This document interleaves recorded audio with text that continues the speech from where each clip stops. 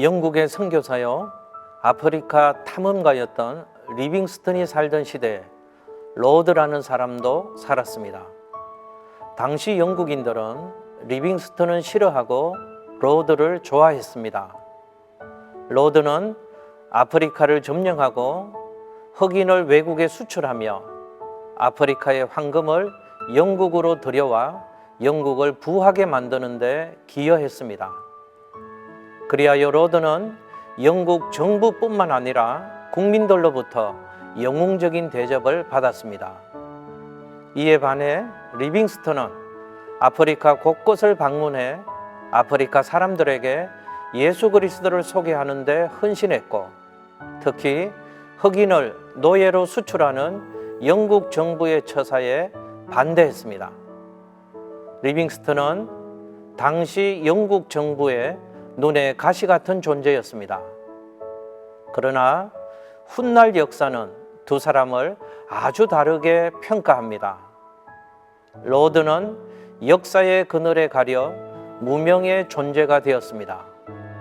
그러나 리빙스턴은 영국인뿐만 아니라 세계인의 존경을 받고 있습니다. 지금도 웨스트민스터 사원에 안장된 리빙스턴의 묘에는 방문객이 줄을 잇고 있지만 로드를 기억하는 사람은 거의 없습니다. 우리는 하나님의 사람입니다. 하나님의 사람은 세상의 평가에 일희일비하지 않습니다. 언제나 하나님께 초점을 맞추고 다시 오실 주님을 기다리며 살아야 합니다. 평생을 기다려 이 땅에 오신 예수님을 처음 만난 사람들이 있습니다. 시므온과 안나입니다. 시므온과 안나는 당시에 무척 장수한 사람들이었습니다.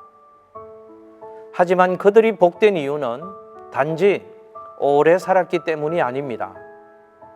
그들에게는 오래 살아야만 하는 확실한 이유와 약속이 있었습니다.